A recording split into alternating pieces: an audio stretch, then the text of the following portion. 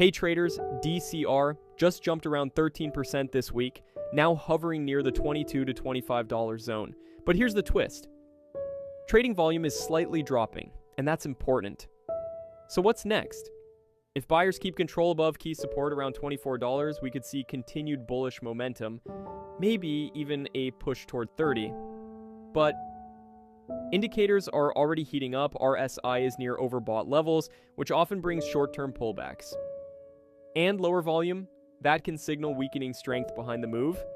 So is this a breakout or a trap? Right now, it's a wait and confirm zone. Smart money watches support, not hype. Also, quick update.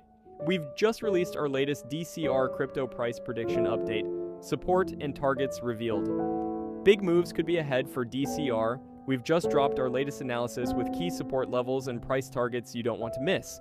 If you'd like deeper insights, check out our Patreon page, link in description and comments. There's also a starter plan available for just $10 if you want to try it out. Got a specific chart you want analyzed? Feel free to DM me anytime and happy to take requests. Catch all the details via the link below.